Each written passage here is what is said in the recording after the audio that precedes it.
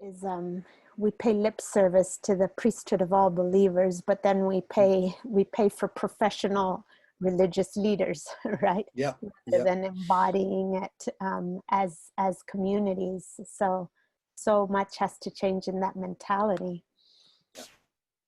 I think, I think again, though, there are different ways of addressing what is a real issue, because it leads to immaturity in terms of faith. Mm-hmm. Mm-hmm. And one of the ways is we actually have to rethink about how we train and equip people for leadership. Mm-hmm. You know, I'm very thankful that I went to a Bible college that some would have regarded was quite, you know, thin academically, but it was brilliant around spiritual formation. And 40 years on, it's 40 years since I was ordained.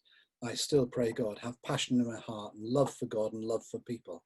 Mm-hmm. The academic side is really important, but the spiritual formation side of training and equipping people is also important. Mm-hmm. And I think we need in leaders to model ways that actually basically reveals the good and beautiful life that we find in Jesus, which is not us being the experts or the professionals.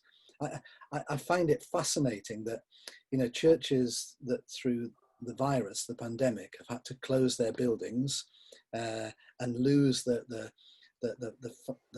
support of services and the minister doing stuff. Actually, some people have discovered, you know, that they can feed themselves. They can find other ways of growing in the love of God. And I tease some of my Baptist minister friends that who believe in the priesthood of all believers, but some of them have become like Catholic priests overnight. They've been administering daily podcasts, liturgies, talks, sermons, prayers, liturgies. And instead of empowering and seeing a release of God's people, equipping the saints, they've actually disempowered them unintentionally. Mm-hmm. I think in the challenges of pandemic, we've got great opportunities for people to find that even if they're living in little island mentalities, they can actually connect with one another, feed, resource one another.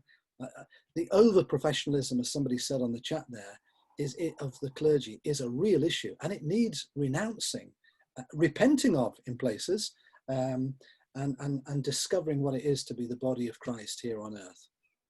So I think so much has to do with our definition of church itself, right? What is the church? Is the church some hierarchical structure, or is it a body with the gifting of all its members for the Yes. service of the church and beyond to the world at large? And so intentional initiatives like, I mean, we are humbly learning, as Karen mentioned, right? I'm part of a very small, it's not the Northumbria community, but it's a small community called Casa Adobe, where we live with several other families and share life, share prayer, share dirty dishes, share community organizing and composting, and just share life. Yeah. And that in itself is a corrective to our potential getting a little bit too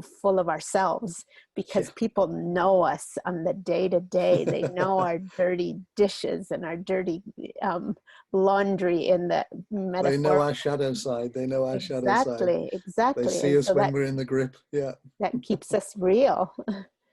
It is. But isn't there, you know, discipleship, spiritual formation, posture that leads to transformation of heart and life needs to be worked out in community. You know, if we're to live in ways that reflect the nature of God and God's purposes, it's not individuals cohering or congregating together to run a church, to run programs. It's about the discovery of what it means to be the community of Jesus, the society of friends who journey not only in the outward things, but on the inward things, the things that, you know, the passions in our life, the monsters in our life, the disciplines that are required, the humility that it has to be observed. Yeah. I think we can try to address the issue of the kind of professionalism of clergy in that, or help change some of the narrative of our change the narrative of our church cultures by thinking carefully about the language that is used. Language actually is really important. So if we talk more about spiritual formation, if we talk more about love of God, if we talk more about some of the practices, postures and disciplines and habits to train ourselves in godliness, instead of all the stuff of church that is about running things and managing things and looking after buildings and looking after services. We might actually be a more spiritually mature community of faith. Yeah, I've found so much inspiration in just kind of going back to what we know about the early communities of followers of Jesus, right? No church buildings, no big programs because they were being persecuted. I mean, the restrictions we feel as we're living under COVID and such, and going back to what did it mean to live out their faith in community, dwelling in the word and the teaching of the apostles, prayer, sharing the food, sharing the table, and then being recognized by the people around them as having something particular to gift others with. And so yes, there's so much of that need to build that kind of community, to embody that. But that's Acts 2, isn't it? And it's not about advertising campaigns and marketing and finding the slickest, kind of operational system. It's actually about being authentic and real in the brokenness of our humanity. It's not putting on an image that is denying our common humanity and our failings.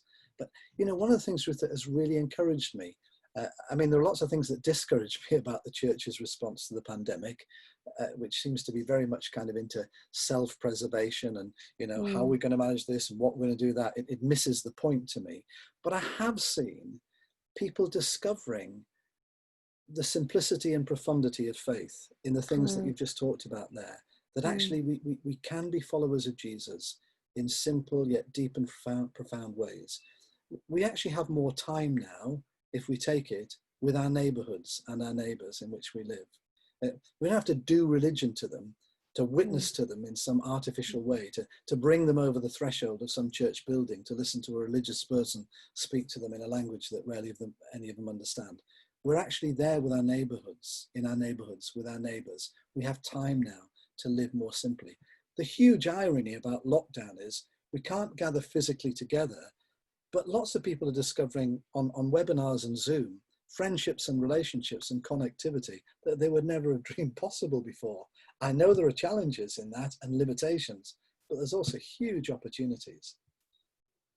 And it's been fascinating for us as a community. We obviously live in a neighborhood and we seek to engage with our neighbors, and then all of a sudden we can't bring them all together.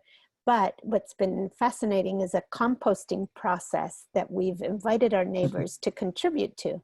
And so the young people from our community can, with social distancing, visit the neighbors in their place, and they get the bin of compostable material and then process it. But the conversations that have been born out of that, which seemed like, oh no, we can't continue with our gardening, our community gardening project, because we can't gather everybody, but the creativity that can spark new ways of relating and continuing to develop those. So what was initially 5 families now are 10 families, and they all want to be part of this because there is that seeking to be with, as somebody, I think Mark here talked about, that being with rather than even for, right? But just that opportunity for withness. Absolutely. And isn't it so exciting?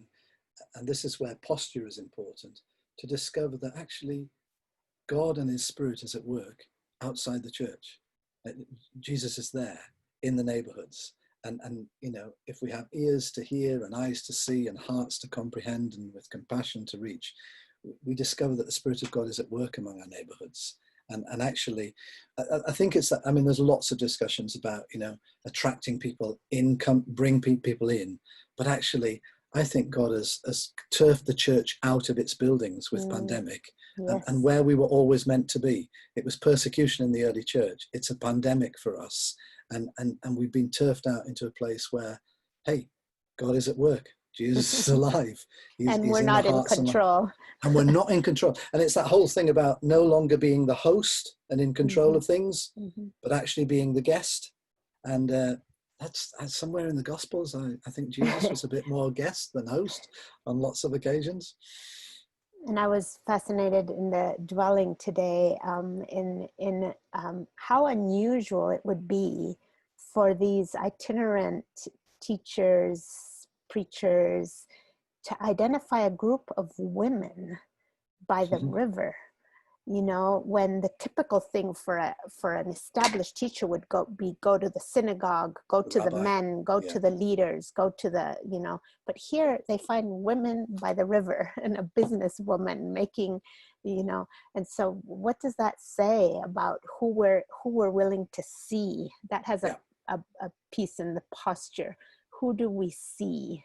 Who do we acknowledge as worthy of our drawing near, right? So which is an inversion. You know, we live in an upside down kingdom. We live the way God intended, and I think part of, you know, posture is ever pressing into leaning upon the heartbeat of God, so that we, you know, leaning upon the breast of Jesus, we hear his heartbeat, and actually being delivered from those cultural norms that we have assumed to be Christian and church, but we're actually cultural. Culture, which is why, you know, there's a great predominance in, you know, the alpha male leadership within churches. It mirrors so much of Western society and other societies as well. We need to renounce those things.